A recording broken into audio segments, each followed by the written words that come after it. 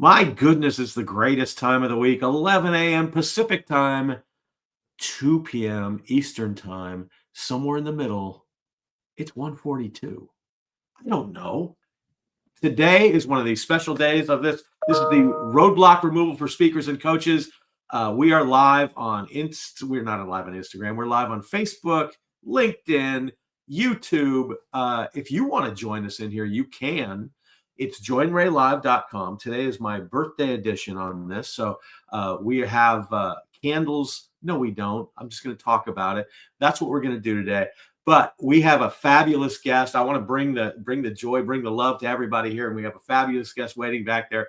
My first challenge of this segment is going to be to pronounce my guest's name. 2 words, Samia Kornweibel. Samia Kornweibel. Samia as in papaya. She'll be the first one to tell you that. But there it is right there. Let's bring her on. I'm so excited to have her here. This is going to be a fantastic day. Hey there, Samia. Hi. You did great with the name, Ray. I'm so excited. I've been practicing all week, you know. Woo-hoo. Just said, Samia like papaya, you know, get it right, get it in there. This is fantastic. Samia is the CEO of Life Lane Coaching and Consulting. And we would love to have you come in. We're going to talk about something that we both genuinely are passionate about. And I love the phrase that she used, and she called it conversational intelligence. I'm just going to put that up there. I love that phrase, conversational intelligence, because how many times have you been in a conversation that it was supposed to be so simple and was supposed to be so easy, and it's just you're a boss pulling somebody in, and you want them to do something a little bit differently, and the world's going to be a better place. And pretty soon, everybody's down in HR, and everybody's talking about, oh my God, this is horrible. This is awful. This is what we do. Because you didn't realize the intelligence behind the conversation. You told them what you wanted from your perspective, not theirs in some ways. But I'm getting ahead of myself. Hi, Samia. Hi. It's great to be here, Ray. Thanks for inviting me. It is fantastic to have you here. What a great opportunity we have to have Samia on here. It's fabulous, and just a bundle of joy and energy that comes wherever she goes, as well as being a wonderfully fabulous, interesting and entertaining speaker. So we are triply blessed today to have you here. So thank goodness that you're here to cover up for me. And I will love this thing today. And we're going to be talking about communication. We're going to talk about leadership, communication, development, emotional intelligence, conversational intelligence. I'm halfway to being emotionally intelligent. I just haven't gotten the intelligent part. But that is something that I think is very, very important. Tell me your thoughts on this whole world. I'm going to shut up for a little bit and let you speak here. Well, I would like to make a special announcement because I don't know if everybody else knows, but Ray shared with me that today is his birthday, everybody. So chime in, wish him happy birthday, big year ahead. He's got this opportunity to, make new dreams come true, keep working magic in his business, serving coaches and experts and helping them. So Ray, I just want to wish you happy birthday, and may this be your best year yet. And I'm excited that I could be here on this day to celebrate with you and kick off your new year. So, and you are the birthday gift I give to my viewers here. So this could be fantastic. So yeah, thank you so much. I'm blushing a little bit. Tonight is karaoke night. We've got lunch with my brother. We've got all kinds of things going on today. But this is the best part of my day. It really is. It's fantastic. And let's hop in on here. So if you're out there in LinkedIn land, if you're out there on YouTube or Facebook and you'd really rather come in, if you want to wish me happy birthday live, I'm okay with that too. You can come on. We'll put you in the back room. We were just back in the green room. There's a nice layout charcuterie board. There's a hot tub back there. The freezer full of Dove bars in case you want to just go for a little lounge and have it back there. Anything you want, it's back there. So come on in and we'll have some fun doing it. It's let me just put that up there. It's joinraylive.com. Get you in right there. You can also comment if you're seeing this later, ask questions, put it in the comments. If I'll get it to Samia so she can answer you.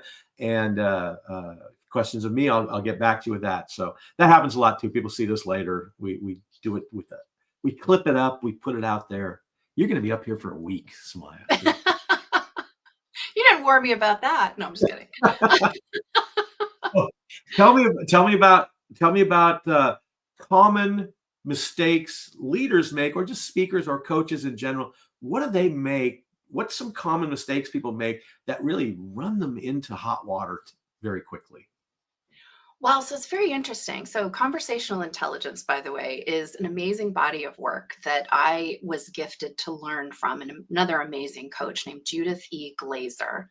And it's the combination of 40 years of her work within organizations, within leaders and teams, trying to wrestle with different communication and relationship dynamics and trying to be better and more effective at getting their message across. And so, one of the interesting things that we learned about in the research was that 9 out of 10 conversations miss the mark.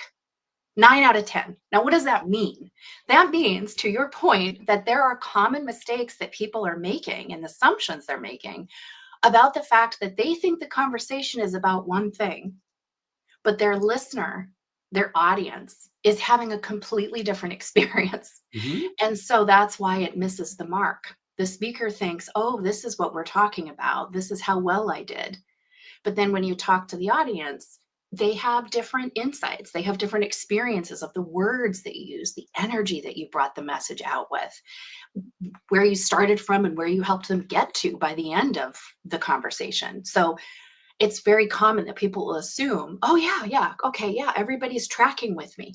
I'm speaking English. They know English. We're on the same path.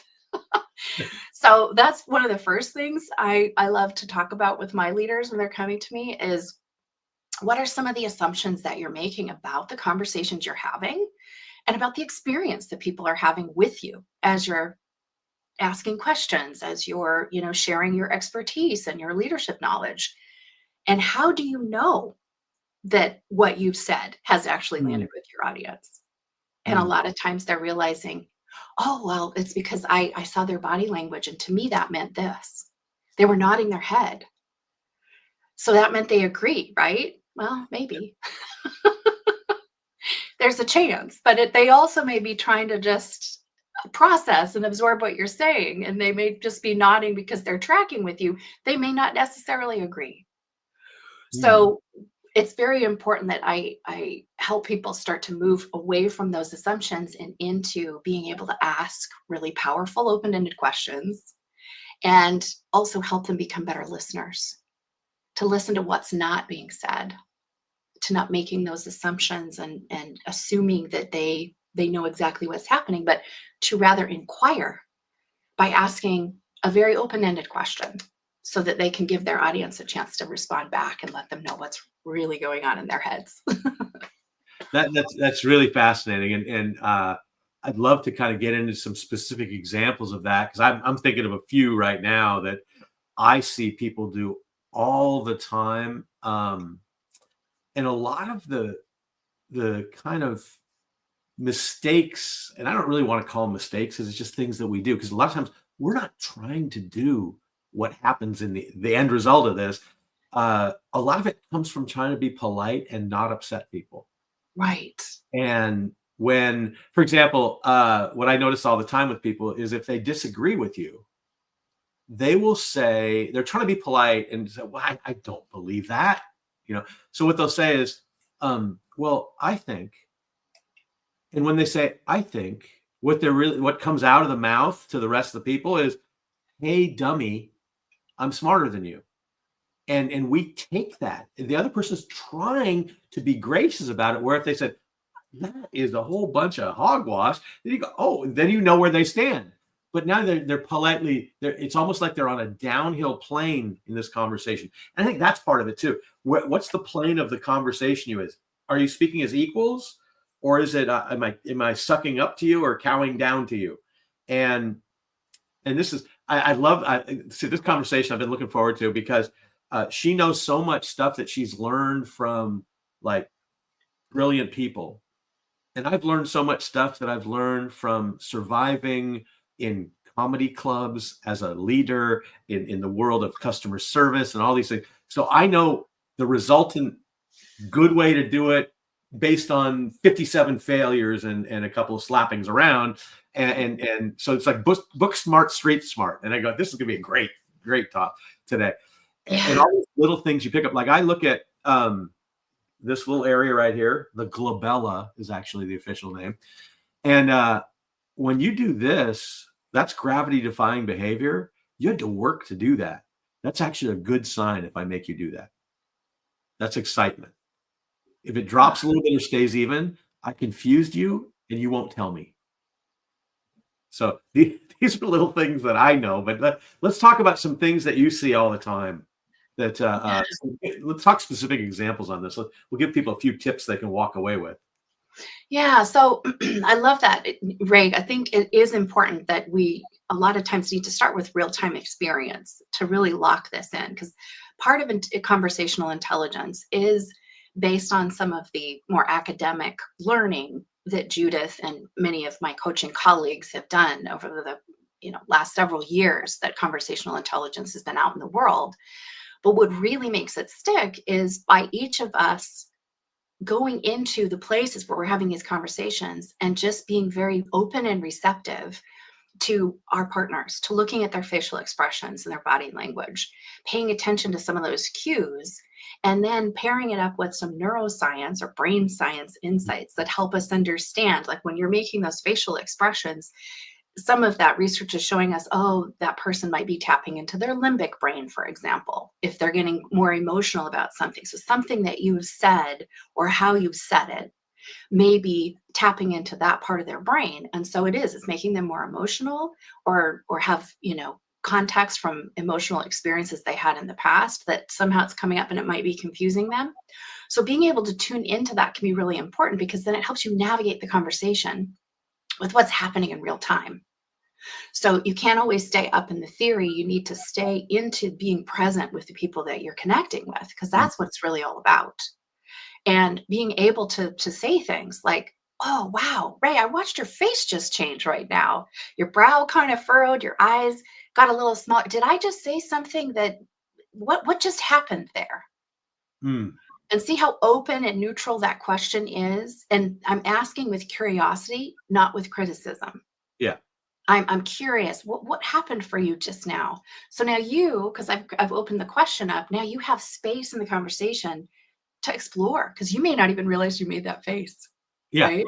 Yeah. So I'm reflecting back to you what I noticed. And now you have this opportunity to help me understand, oh, well, gosh, Samaya, when you said that, it did kind of confuse me. So I think that's kind of why my face squished up a little bit, is I was trying to understand something that came up for me, a couple years ago. Someone said something similar and I realized I didn't quite understand. And now here it comes again.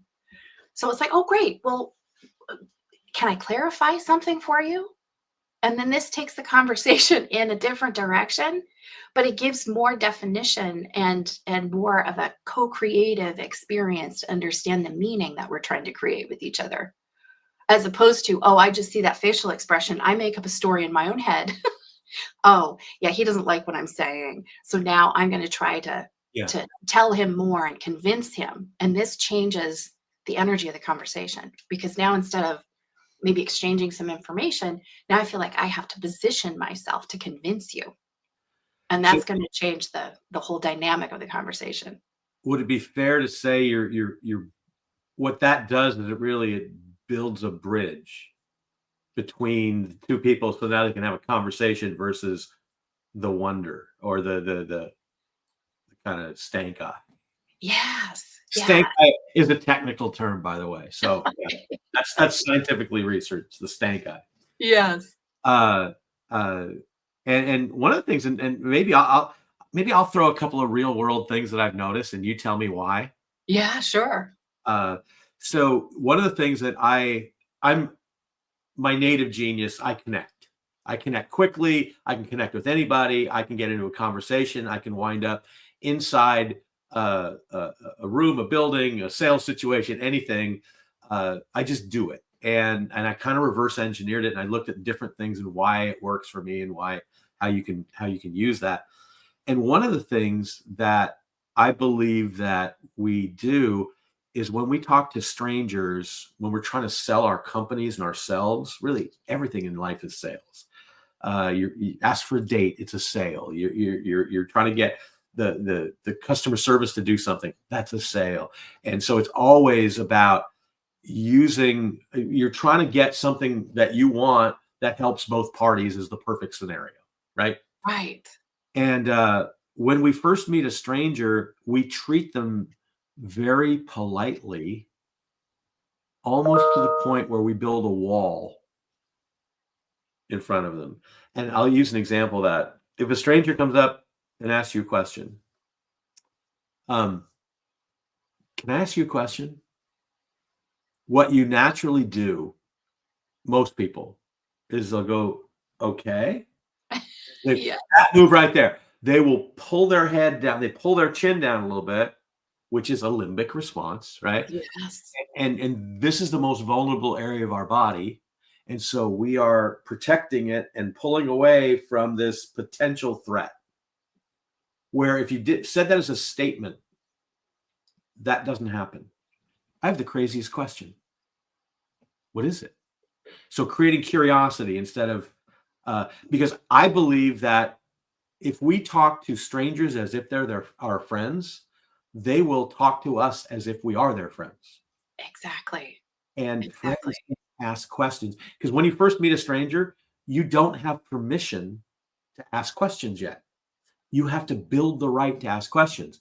So when you first meet somebody, if you say, here's something no friend has ever said to you: good morning, how are you today?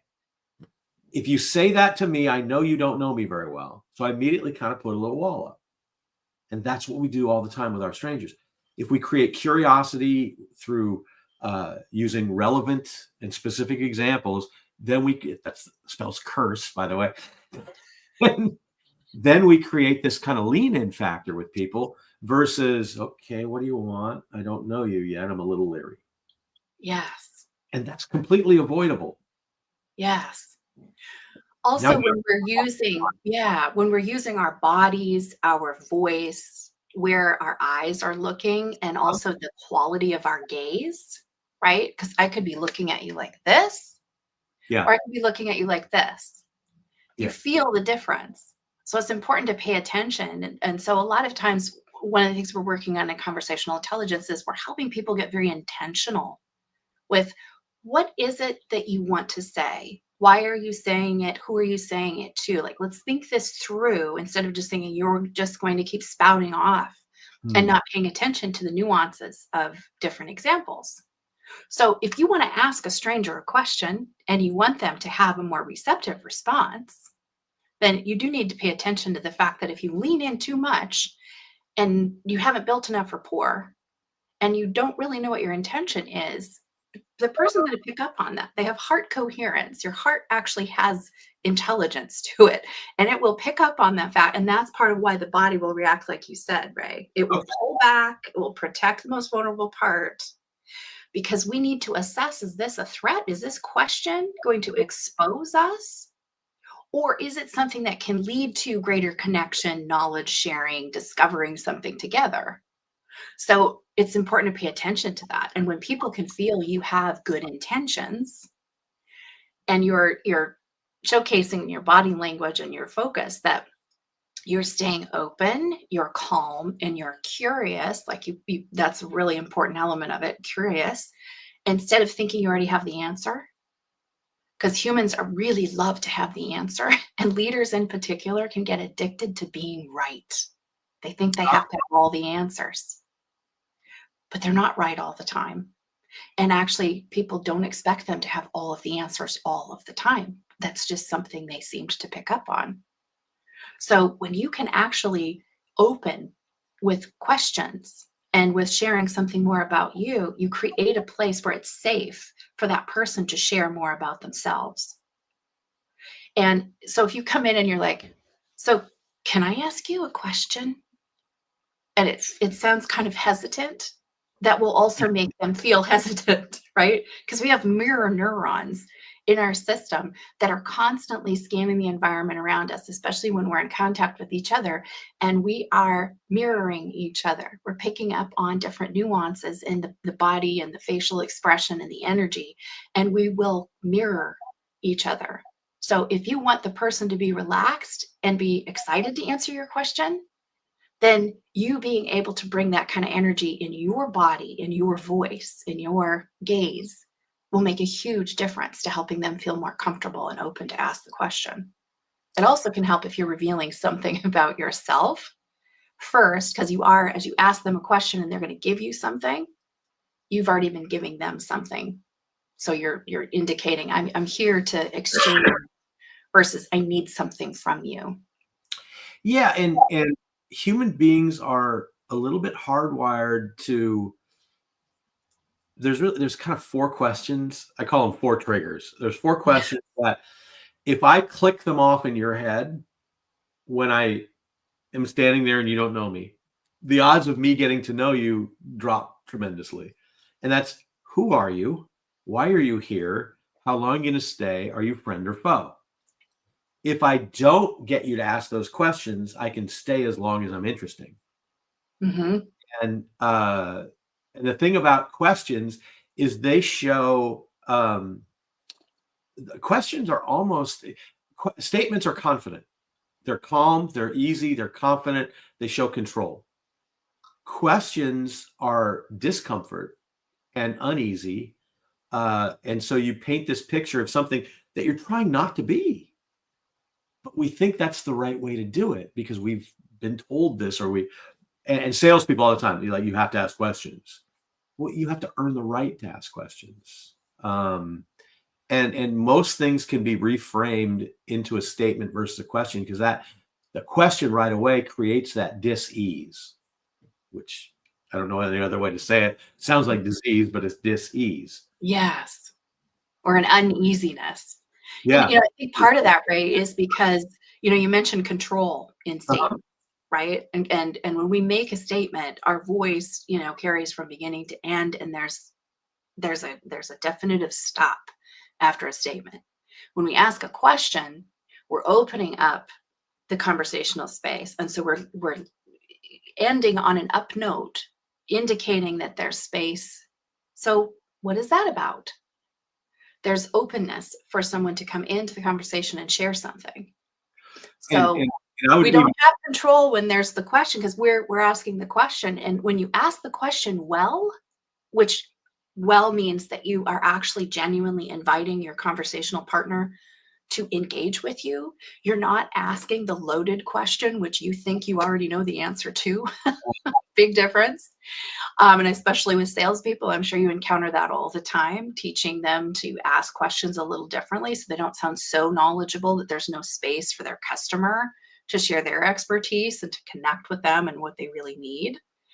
And I find the same thing with a lot of my leaders as well, because of that pressure to rise to the occasion, have all the answers, to lead, to be confident and in control. Because isn't that what gives people confidence in your leadership, right? Well, yes, to a certain extent, but there's also a beautiful place where you can ask these questions in a way that doesn't compromise your ego or your leadership integrity. It actually opens up space for co-creation and innovation and creativity and tapping into the wisdom of others around you. And the benefit of that collective wisdom helps you do even bigger things than just what you could have done on your own if you had all the answers. So I definitely think there's an art and a science to it, because like you're saying, you want to be able, as you said, those 4 different points to trigger different elements in people. In conversational intelligence, we talk a lot about how can you activate the trust network within someone's system so that they can be more open to not only, asking questions, but sharing their real opinion or sharing their knowledge about something. Because I can easily, answer a question and I won't necessarily reveal much about myself. Yeah. If I don't trust you, and that's what you're talking about, is like earning your way into it. And one of the greatest questions that isn't a question. Tell me about that. Yes. Yeah. And tell me about that works better than a different version of that is a question, especially at first. After a while, it doesn't matter. Yeah, like what does that mean? Yeah, That yeah. can sound a little bit more accusatory, but it has to say, but tell me more about that. What does that mean? Oh, really? It's funny. So having done stand up for 15 years, and one of the people I met when I started, off doing what I'm doing now, a woman named Karen Buxman, who is a neurohumorist. So Oh, fun. I like that. the brain science of humor, and she totally geeks out on it. I just know how to use it and what it's for, and how to make it and all this kind of stuff. So we have the same kind of conversation. I'm going like is this fair to say? And I always try to take this whole principle and turn it into like 4 words, and then you can teach it to other people pretty quickly. But it's just fascinating to hear both sides of that, and somewhere in between, everybody can get something and use it right away and take those things and go with it. Yeah. So what are those 4 words, Ray? Don't leave us hanging. Which 4 words? You said you can bring it down into 4 words. Are you saying I did didn't you have, learn the technique you can do that, or did you bring it in? I Karen actually, she's one of my past people I work with, and I asked her, so what do I do for you? And she goes, oh, that's easy. Everything I bring to you, you clarify, simplify, and amplify. And I said, Brilliant. oh, okay. That's now going in every piece of marketing I use because it applies to everything I do. And I just did this whole thing, and I'm putting together this whole thing about when we communicate, there's really only one reason to speak, to send an email, to do anything, and that's to change the world. That sounds super deep, but it's not. If you tell your puppy, Samaya has a adorable little puppy. If you tell your puppy not to do that in the corner, you're trying to change its world so it doesn't do that in the corner. And so that's the point of the communication.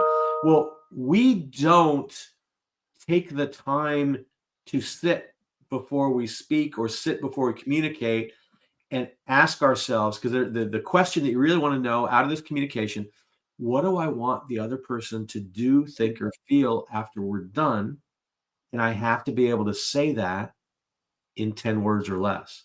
If it's not that clear, I shouldn't send the communication. I shouldn't say it.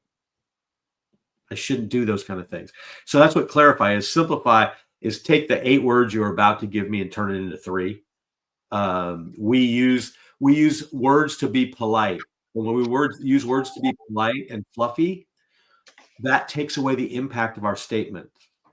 So when you speak, it's different than when you write. And we don't get paid for our vocabulary or however many syllables we use per word. We get paid to be understood. And if you use simple, short words in simple, short sentences, the impact of what you're saying goes up. And simplifying is taking out the fluff words, the words that have no meaning. Well, sometimes just be bold, make a statement. You don't have to be right all the time. Just make a statement, and people go, "Huh? Well, that's your opinion. Let me give you mine." Good. Now we're in a conversation versus trying to do this dance of politeness. Yes. And then amplify. And this is something that's changed a little bit with the computer age, because people always hear about SEO. And SEO is an amazing thing. And it would tell you to take a sentence and put all the important things right up front in the sentence. Human beings are not SEO. Human beings, the most important word of every sentence goes at the end. Time should not start a sentence. Little things should not start a sentence. Names do not start a sentence. Or names do start. So those things do start a sentence. They don't end the sentence. I got lost there. But if you hear the news, they'll say, President Trump was at Harvard University talking about the economy on Tuesday. Well, no, on Tuesday at Harvard University, President Trump discussed the economy. I don't want to get in a political thing. Don't send me notes, anything like that. I just mentioned someone's name as if. Okay. Yeah. But those are, we got Carla sitting in the back right now. Nibbling on her Dove bar, sitting in the hot tub. So Carla, if you want to come on and ask Samia and I questions, let me know. Turn on your camera, wave at me, do something, and we'll bring you up on here. If not, just enjoy what's going on back there. I think we got a fresh bag of the Fritos dip, which is out there. That's really good back there. Enjoy that. So where were we? I got sidetracked with the food in the back room. No, I love the clarify, simplify, and amplify. Yeah. Right, because I have a similar process with my leaders where I'm helping them get really clear about 3 I's that help them really start to master connecting with what Judith calls the third eye in conversational intelligence, which is that ability that you can start to intuit and anticipate and connect with people on a much higher level. And that's just 3 simple things. It's looking at your intention, the interpretation of what you're saying, and then the impact that you'd like to have. So I think it's very powerful when we can bring it into like 3 or 4 very simple steps that help people start to break down, because communication can be so complex. There's so many things going on in a conversation. And so, to some of our earlier points, it's very key when you can pause and prepare yourself by thinking, what is my intention? What is it that I would like to give to this conversation? What would I like to get out of this conversation? What would I like to explore or co-create in this conversation? Having an intention helps you clarify and simplify, right? And then as you think about, well, okay, but how would this be interpreted? What do I know about my audience? What do I know about the context in which we're trying to do great work together? What's happening in that space? Is there something that's compromising trust, engagement, morale, effectiveness? What are those 3 words again? Intention, interpretation, and impact. Okay. Yeah. So when we can connect what our intention is with understanding the interpretation of how it's going to be received, what meaning is going to be made out of it, because we're paying attention to the context of the environment and the people that we're connecting with, it's easier for us to sort of anticipate some different interpretations that might happen. So we can anticipate some questions, we can stay open and flexible, we can be ready to clarify or simplify something if they're not tracking with us. And we do that by helping to create some space where it's okay to ask us questions. It's okay to not understand what I'm saying. I won't ding you for that. Right? And having the intention just helps you stay grounded so you don't get mixed up in all of the things that might happen where the conversation might take a different direction. So if you have the clarity of your intention, you can anticipate some of the ways that it'll be interpreted, and some of the ways it can even be interpreted, your intention and your message of how it could make something better. You can anticipate some of the ways that you might share that in a simple, clear way so that you get to the third place, which is you have the impact that you desire to have. So that statistic I shared with you earlier, that the 9 out of 10 conversations miss the mark Yeah. because the speaker and the listener had completely different experiences. Well, when you can bring this third eye perspective, that preparation, that anticipation of the context of things can be thought through and prepared for, but not in a way that your ego is attached to it. It's like, okay, I'm preparing myself. I'm going to be present and engaged with my audience, and my desired impact is this. You're much more likely to co-create that. If you can stay flexible with your partners, if you can build that trust and rapport, and I think that impact to your other model kind of helps you amplify the benefit of what it is that you guys are doing together in that conversation, which makes a big difference. And everybody feels like, wow, that was a really good conversation. I got to give something. I got something out of it. I expanded. I was able to get out of my own head or my own story with what was happening. That can really, really help. So clarifies things pretty quickly.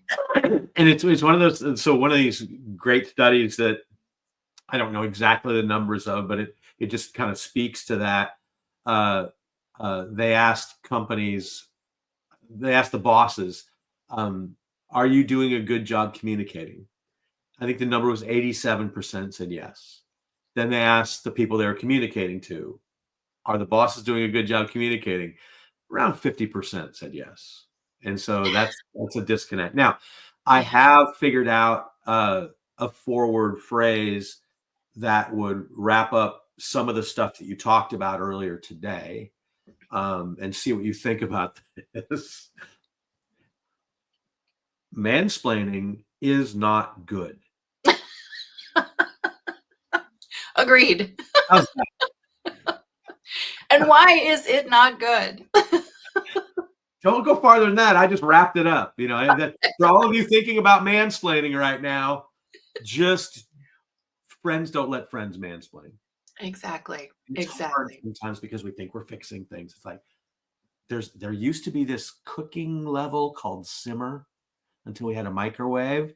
It's good to remember that and just simmer a little bit. Just listen. Think of Vanilla Ice. Stop, collaborate, and listen. Yes. It's one of the best lyrics in that song. Yeah.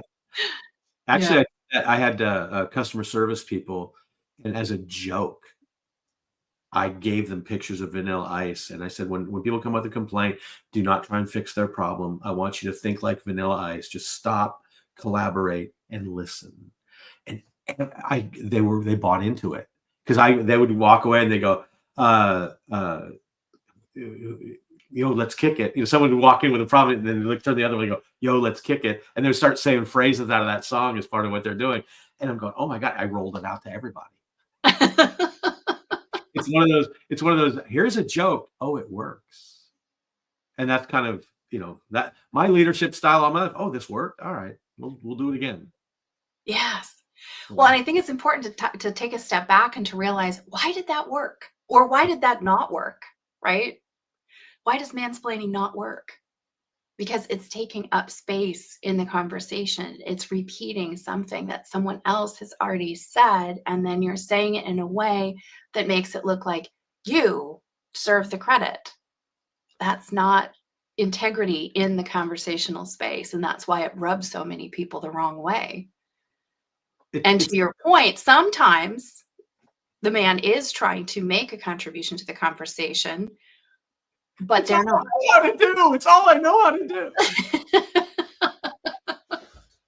But listening is such an important part of that, right? And another thing that's interesting is how much we often will just listen to a point where we're like getting ready, like we're taking in information and we're listening because then we're going to get ready to say our next thing, right? Instead of listening to connect, which has a whole different purpose behind it. I'm not just listening to you because I'm trying to prepare what I'm going to say next, because I'm trying to keep pace with you. I'm trying to make sure I can stay in the conversation and be relevant or interesting or engaging.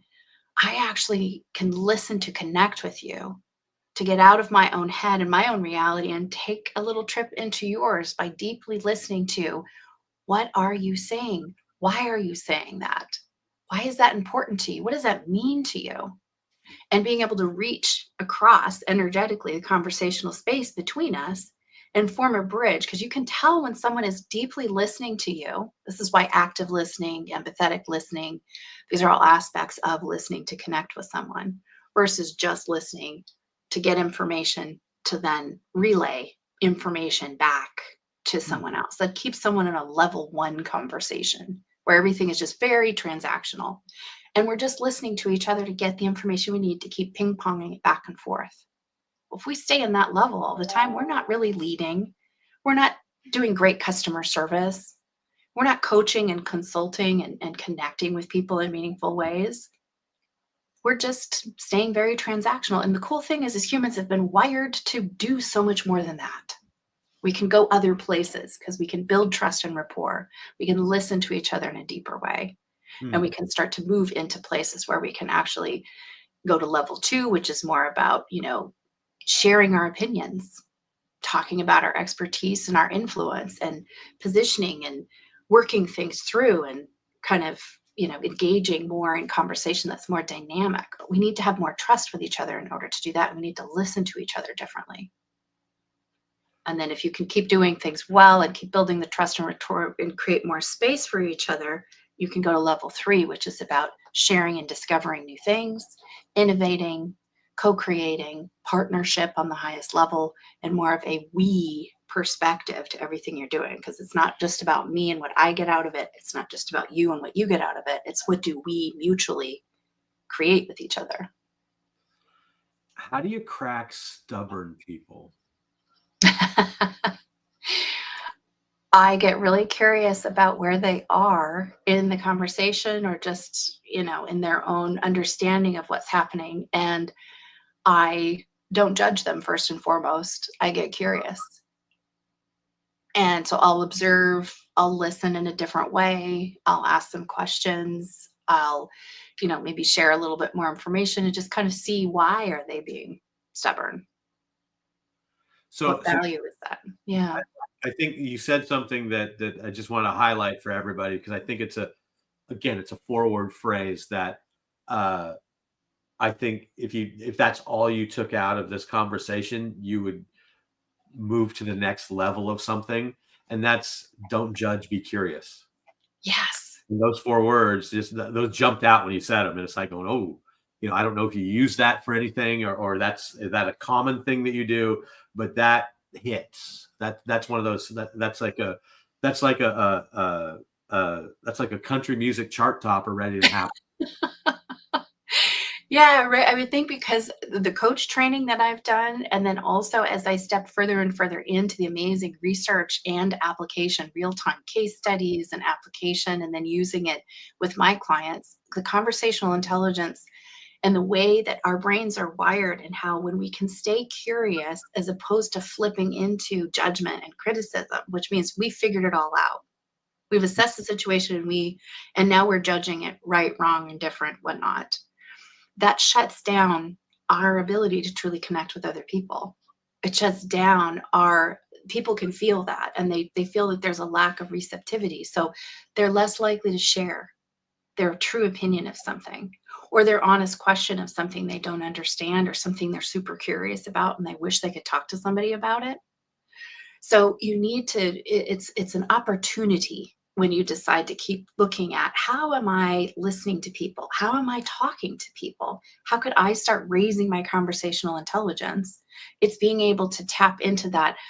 I would like to stay curious. So that's one of my phrases with my leaders. Stay curious. There's all kinds of possibilities that can happen when you can maintain that. And if you feel the judgment coming in, it's often because you have some sort of framework or belief or precedence that has shaped your experience. And so you think you need to be judgmental because you are evaluating, assessing, the quality of something. And you think you may be doing a service by labeling it, giving it a certain meaning. But how do you know that you're actually correct? Because we all have our own reality. Right? Absolutely. So, yeah, we don't want to keep going down the assumptions path. It just leads to all kinds of confusion. And Carla says that she can list us all day. Sorry she missed the first part. She hopes we recorded it. Yeah, it's recorded. It's on YouTube. Oh, thanks, Carla. Live. It's everywhere, for gosh sakes. We've had a little bit of love coming in over there from Charlie Lindsley, one of the 6 people in my life that actually I have done the wedding ceremony for. And Mark Mahwini is the leader of the Coach's Jungle, and Deborah Koch, I want to say Debbie Koch. I think I got that right. But thanks for chiming in and putting a little thumbs up, little heart here and there. Those are always appreciated. If you have questions or comments, you're watching the replay of this, put them in there. We'll make sure that we handle them. This is just a great conversation about why things work and why they don't work. And I have answers that can get you, I think, in. And she has the reasons why they work. And that actually be a pretty good seminar to give. And it kind of, I was talking to a friend of mine about, he's a brilliant storytelling coach, and I'm a really good speechwriter and coach, but I'm more of a showman. So I said, that'd be a great title, be the showman and the shaman. He knows all. Oh, I like that. Yeah. And I thought about that coming in. It was the same kind of thing with you and I, because you knew the background of everything, and I just knew from the ground how it worked.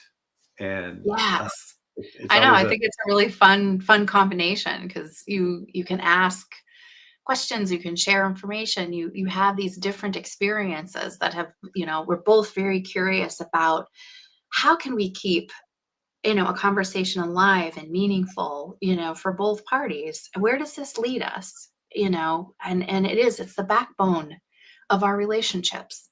It's the backbone of our society. The quality of our conversations matters. So that's why I think it's, so important that we keep, sharing our experiences with each other, and we keep choosing different ways of being like, oh, stay curious. now I here. think I'd like to do that. And the more that you can embody that, it gets your ego out of the way and it creates space for other parts of your brain and your humanity to be in the conversation with people, and they can instantly feel it. There's a phrase now, a lot of people are, oh, stay human. We need to keep our humanity. Let's be human to human. Let's not get too wrapped up in all the AI and all the fast pace of the world. Let's remember to stay connected with each other. So the quality of these conversations is very important. So I think it's great that you're tuning into that with the work that you do, Ray, because it's really helps leaders. It helps you make, more genuine connections with people, which means you can do even better work together. The other side of that, and I kind of want to explore a couple things along this line too. Yeah. With you. We've lost 5 years of people skills, Yes. and it's something that I have a friend who's a daughter. She's 22 years old, and she went to her mom brought her to this karaoke night we went to, right? And her mom told her what I did, and she came up and she said, I can't meet people. Mom said what you do. Do you have any tips? I said, why, yes, I do. Right. And so I kind of really was really centered around the questions versus statements. And I said, let me show you. And there was a group of 10 people sitting there. I'd never met them before, but I pretty soon had them all talking and everything like that. And she goes, oh, that's great, but that's you. And I go, well, you can do it too. Walk up to those people, say this. Now, 22 years old, who's not gorgeous at 22, right? But she literally cannot start a conversation with people. And I told her what I would say, and then the next couple of avenues to go down and where to go with that. And she went and she did it. And pretty soon she was laughing and talking with this group of 4 people. And when she came back to talk to me, she had a look in her eyes that I'm just assuming was the same look that cavemen had in their eyes when they first saw fire. Right? It was like I opened up a door for her. And I love it. there are so many things that are like that because we spent 4 years cooped up or whatever the heck it was. One of the things, so if we were at coffee right now, so right now I'm actually not looking at you because I know that to connect on virtually, I should be looking in your eyes. This is in your eyes. This is looking at you on the screen, right? Really different. And so when I look at the little green dot, I call it charisma through the little green dot. It's a different thing. Now, if we're meeting for coffee, our eyes could be everywhere, and it's still comfort because we're there. Yeah. And every once in a while, we turn and we look. And you talked about the difference of that. If I was sitting at coffee and I was doing this the whole time, it would turn out to be kind of creepy, wouldn't it? Right? Yeah. There's too It's much. like I would have mesmerized you. Yeah.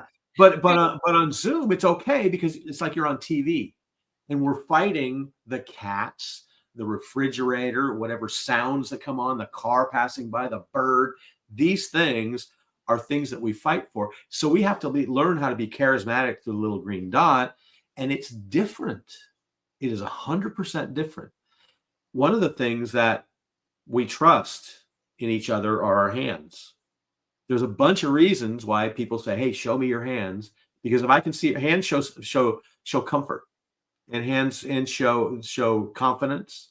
When we hide our hands, we look uneasy. And because of Zoom, I've learned to talk with my hands higher. So now in person, I talk with my hands up here. Yeah. And thumbs are the most confident thing in the world. That's why politicians do this. Not because they have a gene in them that says we have to do this. No, they have people that know this stuff too. And even my picture knows how to do it. Yes. But they said, do this and it'll show confidence. The American people have confidence in you. Okay. So that whole live versus virtual thing, it's two different worlds of speaking. Yes. And the other thing I think that's part of that, there was two things I thought. That was one. And the other side of it is, I believe there are certain things that I think I'm reasonably sure I'm right. There are certain things I know. And I think everybody's a little bit like that. I cannot change what you know. I probably shouldn't have conversations about what you know unless I want to find out about it. Mm. But I can change your opinion on things that you think, because then I've got this. So you're saying I got a shot right there, right? Right. There's a little bit of wiggle room in there. Yeah, and all you just look for that dog moment, like, ooh, really? It's like, I didn't know that about that. And so that's the thing, because there are probably 4 or maybe 5 subjects that we never should talk about, because I've never seen, like, guns and abortion are 2 of them, right? I've never seen anybody on one side get together with the other, argue it for a while, and then look over and go, oh my God, you're right. Come here, hug, and they hug it out and they change their minds. You're never going to change somebody's mind on that. Don't even bother. Vote.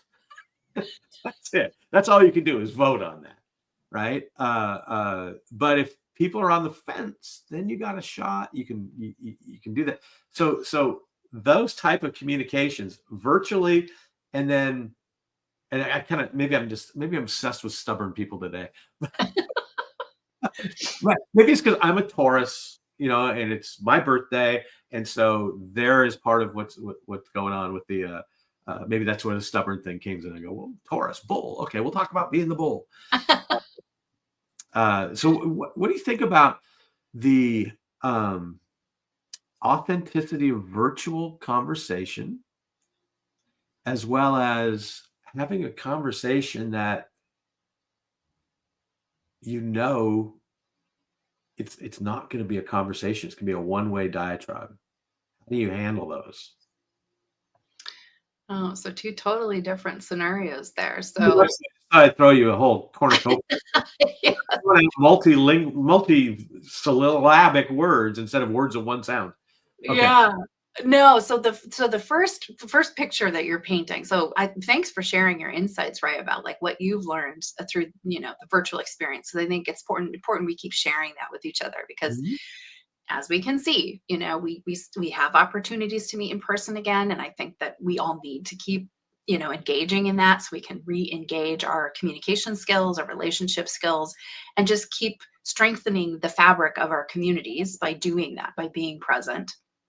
And we will still continue to leverage the virtual world to stay connected with each other, just like we're leveraging that today to have this conversation. So I think that in the virtual space, I agree with you. It's important that we, just like we've talked about with some of the other best practices in this space of conversational intelligence and just conversational awareness, is, to be thoughtful about your focus, your energy, how you're using your hands, what's happening in your background. Because if you are going to go into a difficult conversation virtually where you feel like it could be a diatribe, so we'll pull these 2 things together.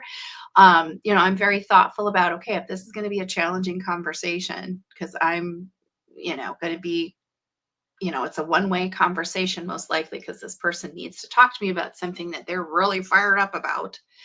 How do I want to handle this situation? Well, if it's virtual, I do pay attention to what's going on in my background, and I will simplify things. Because visually, I know that if I can simplify my background, and then I can also bring my presence, and I come with calm confidence into that space with them, ready to receive whatever it is that they need to deliver, to feel satiated, basically, that their opinion, their position on something, or their experience of something has been fully shared, then that will help us have a productive conversation, and it will become more two-way because I will be able to give that person the space they need. It's almost like they're so full of all their information.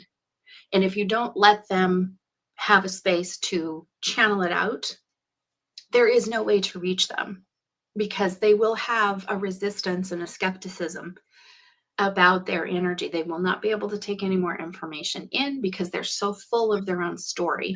So it's important to pay attention to that. And then being able to, after they've had a chance to release some of that, just stay curious. Like I said earlier, to help them unpack additional layers of it and help them not go down a rabbit hole and feel like your questions are having them continue. They need to keep validating their opinion, but rather explore it so that you can make sure that you understand, where are they coming from? What is this whole thing that you need to fire off out into the world? And helping to explore, does that help them feel better? Did they just release it? Did they lighten their load? Or are they still just going to keep carrying it around? And based on being able to understand where that person is coming from and what they're trying, again, I'm thinking about, what's their intention? How is this being interpreted? What is the impact? And instead of meeting them as if we're combating against each other and I'm just going to like counter whatever they're saying because I've got to make my position known, I'm going to try to make sure that I'm bringing an energy of, I'm going to walk alongside you. Paint a picture for me. What is happening in your world? Why do you believe what you believe? How did you make that judgment call? What did that lead you to, right? And that tends to help people just like settle back into themselves and not feel like they have to prove themselves to me. So it takes a lot of the edge of the potential anger or frustration, or I've got to, prove myself to someone, right? So let's look at that picture together. Let's explore it. Let's figure out what's going on. And then if it's the right time and space, I might share some of the things that I have experienced in that space, purely to be able to continue to create connection and rapport with this person and help us move forward. But sometimes it's a series of conversations. Sometimes you just need to have a conversation with someone when they are full of that diatribe kind of energy and you can feel it. It's like you just need to go into that conversation knowing they need to release. And, they may not be fully right about everything, who knows, but, to be able to give them the benefit of the doubt and just give them the space sometimes can make a world of difference in the relationship and what it is that you're trying to do with that person. And another great phrase that you mentioned, which is a statement, not a question, but it is a question. Paint a picture for me. Yes. That's fantastic. Oh my God, time has just flown here. Yes, it has. We have to wrap up here. And Samia, if somebody needs to get a hold of you or wants to, if you need a fabulous woman that creates these incredible scenarios where you can communicate better, emotional intelligence, conversational intelligence, change your company, how do people get in touch with you? I'm on LinkedIn, so that's the fastest way to connect with me. Love hearing questions and making connections with people on there. And it's been great to connect with the community today, Ray. Thank you for the opportunity. Oh, some great things that came out today. Intention, interpretation, and impact. 3 fantastic things. Another, my personal favorite, don't judge, be curious, and paint a picture for me. Yeah. And tell me about it. Tell me about it. These are all things that you say that are not questions, that are actually conversation starters versus conversation halters. And these are so crucial and so key. They're the ways for you to become, because when you create conversation around you, that's part of charisma.